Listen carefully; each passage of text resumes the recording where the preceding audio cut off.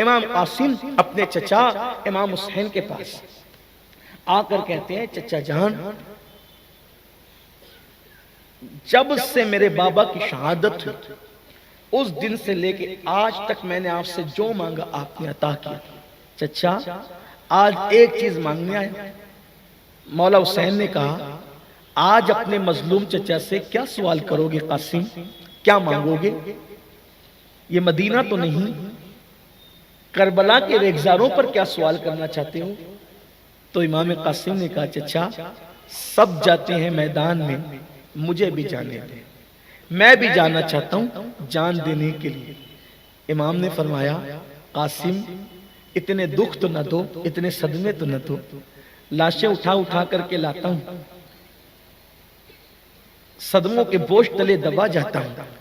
اب یہ دن بھی میں نے دیکھنا تھا کہ میرے بھائی کی نشانی، تیرے دو بھائی تو شہید ہو چکے، تو بھی، میں کس منہ سے تمہیں اجازت دوں قاسم؟ نہیں، میں تمہیں اجازت نہیں دوں۔ جب پہلی مرتبہ چچا کی زبان سے نہیں سنا تو قاسم روتے ہوئے سیدہ زینب کے خیمے میں گئے اور کہتے ہیں پھوپھی امی آج قاسم یتیم ہو گئے۔ اس دن کہا پھوپھی امی آج آپ کا بھتیجا قاسم یتیم ہو گیا۔ سیدہ زینب نے سینے سے لگایا میرے لال ایسا کیوں کہتے ہو؟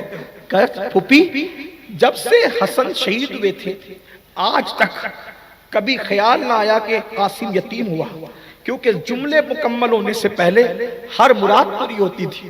آج چچا نے نہ کہہ کر کے یہ بتا دیا کہ میں بغیر باپ کا ہوں، اس وقت میرا باپ دنیا میں نہیں ہے۔ سیدہ زینب نے کہا صبر کر، میں بات کرتی ہوں۔ ابھی یہ گفتگو ہو ہی رہی تھی کہ امام قاسم کا ہاتھ اچانک جذبات کی کیفیتوں میں اپنے بازو پہ گیا۔ جیسے ہی بازو پہ گیا تو وہ لمحات یاد آ گئے جب ربیع الاول کی 5 تاریخ کو امام حسن کی شہادت ہو رہی تھی اور آخری ہچکیاں حسن لے رہے تھے، حسن امام آخری ہچکیاں لے رہے تھے۔ ایسے میں کہتے تھے حسین دیکھو میرا چہرہ میں کیسا دکھ رہا ہوں، تو کہا بھیا آپ کا چہرہ ہرا ہو گیا۔ تو کہا نانا کی وہ حدیث یاد کرو، نانا نے کہا تھا حسن کا چہرہ بوقت شہادت ہرا ہوگا، ہو گیا نا ہرا۔ ایسے میں کہا مجھے آخری وصیت اپنے بچوں کو کر لینے دو، اور پھر گھر کے لوگ الگ ہٹے تو اس گھبراہٹ وحشت کی کیفیت میں حسن نے، میرے امام نے، میرے والد نے مجھے ایک تعویذ لکھ کے دیا تھا، کہا قاسم جب بہت مشکل کا وقت آئے اسے کھول کے پڑھنا۔ چچا نے آج نہ کہہ کر یتیمی کا احساس دلایا۔ اس سے بڑھ کر مصیبت کا وقت کون ہوگا پھوپھی؟ نکالا تو دیکھا اس میں لکھا ہوا تھا میرے دل کے چین، میرے نور عین، میرے قاسم یقیناً اس وقت تم میدان کربلا میں ہوں گے اور بھوکے پیاسے ہوں گے۔ میں تمہیں وصیت کرتا ہوں میں نہیں ہوں گا، لیکن تم میری جگہ میرے بھائی کے قدموں پر اپنی جان قربان کر دینا۔ قاسم نے وہ تحریر لی، پھوپھی کو ساتھ لیا اور ساتھ لے کر کے کہا اب مجھے کون روکے گا، میرا بابا مجھے شہادت کی سند دے گیا۔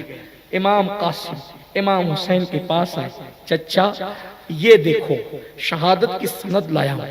تحریر دیکھی، امام پر ایک کیفیت طاری ہوئی اور آنکھ اٹھا کر کے دعا کی، اے اللہ حسن اپنی نسل قربان کر گیا مجھ پر، مولا میں دعا کرتا ہوں کیونکہ تو مسافر کی دعا سنتا ہے، میں تیرا حسین مسافر ہے، تو مجاہد کی دعا سنتا ہے، تیرا حسین مجاہد ہے، تو مظلوم کی دعا سنتا ہے، تیرا حسین مظلوم ہے۔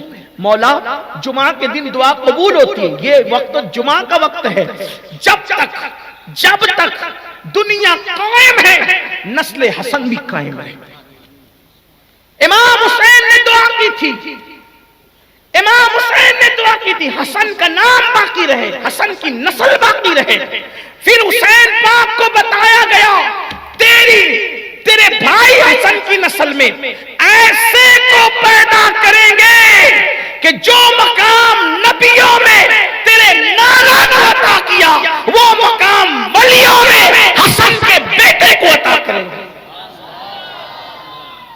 اس کے ذریعے سے قیامت تک حسن کا نام زندہ رہے. اور پھر وہ ذات دنیا میں آئی اور انہوں نے کہا انا الحسنی والمقدہ مقامی، میں حسن کا بیٹا ہوں اس لیے اللہ نے مجھے بلندی عطا فرمائی. اسی ذات کو دنیا شیخ عبد القادر جیلانی غوث اعظم کے نام سے جانتا. دعائے حسین بن کر دنیا میں آئے. یہ بات ہمارے بزرگوں سے سنی ہے، ہم نے بیان کیا جاتا ہے. بہرحال